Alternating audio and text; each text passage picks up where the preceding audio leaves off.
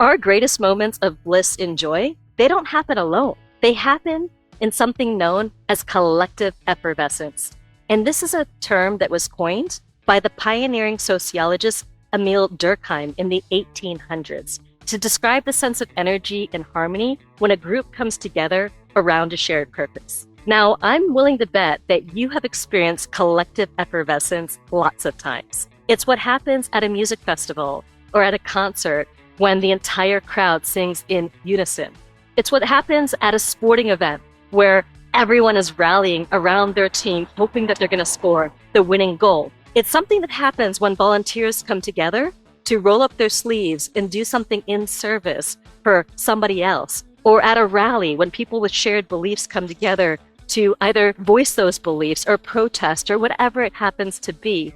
It's when a choir comes together and they hit that collective note. It's really the experiences and the emotions that flow when people get together around a shared purpose and create something larger than themselves. And here's the thing. Before the pandemic, 3/4 of all Americans reported experiencing collective effervescence at least once a week.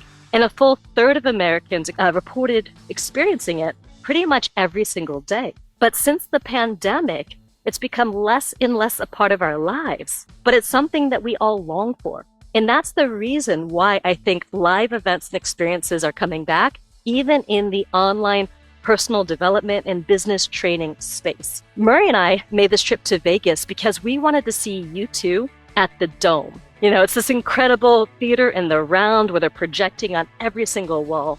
And I remember when the show finally got started, Bono was singing and the videos were playing on every screen all around us. And Murray and I just looked around and watched the other spectators in this giant auditorium with their mouths hanging open in just awe and delight at what they were seeing.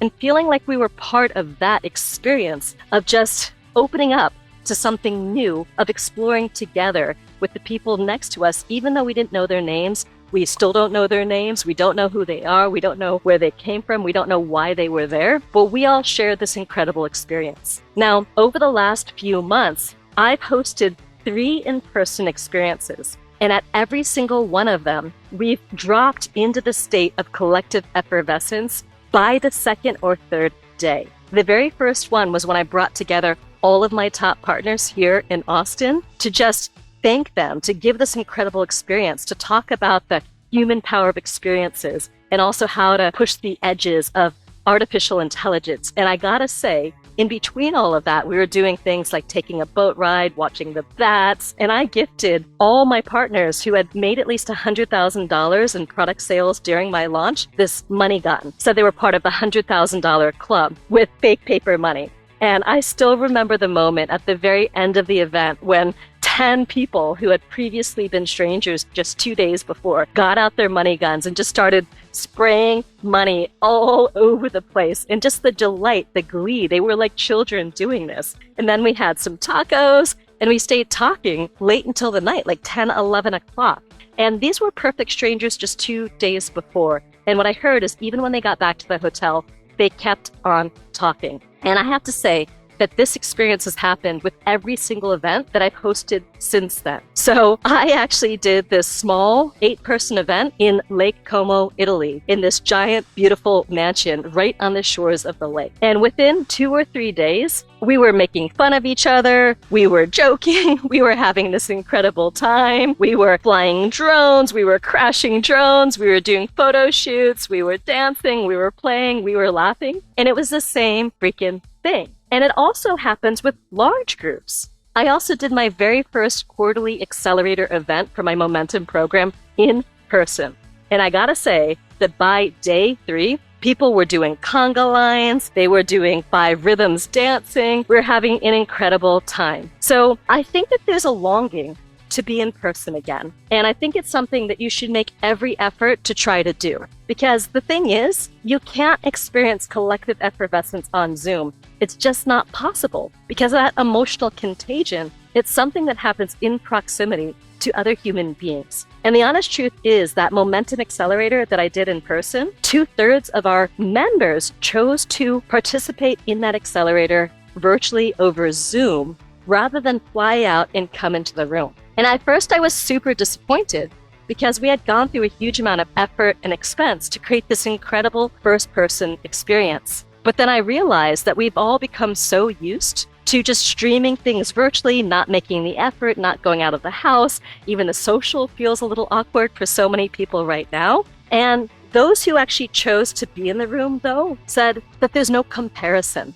They weren't tired like they are on Zoom. They were energized. They got into that feeling of collective effervescence. They got into state. They were elevated because of that proximity to other human beings. So I could have taken from that experience that people aren't willing to make the effort to come out live anymore. But what I took is that I had to eliminate the option of streaming in virtually to that one event per year. Because when that low-hanging fruit, easy option is there, people are going to take it. And when we asked our members if they would have come if that option wasn't there, they all pretty much said yes. They chose Zoom because it was there. Of course, a few people genuinely couldn't come. So I'm going to do this again because I think the collective effervescence is worth it. I'm going to do it in person, and I'm simply going to eliminate the virtual option. So if you've got the option to come to a live event, I highly recommend that you take it, because there's nothing that can substitute for that emotional contagion that can happen between people. And that's actually a phenomenon that's studied by a woman named Sigal Barsad. And she talks about the contagious nature of emotions. And that contagion can be an incredibly positive thing. It's not just being contagious about things like frustration and anger and the dark negative emotions, but being contagious about joy and bliss and wonder and what's possible when we come together in a room. So I hope you have an opportunity to experience collective effervescence sometime soon. Let me know in the chat the last time you experienced it and what you were doing and how you felt. And next time I offer an in-person event, I hope you'll make the effort to come. So see you in a room sometime soon so we can experience that collective effervescence together. All right.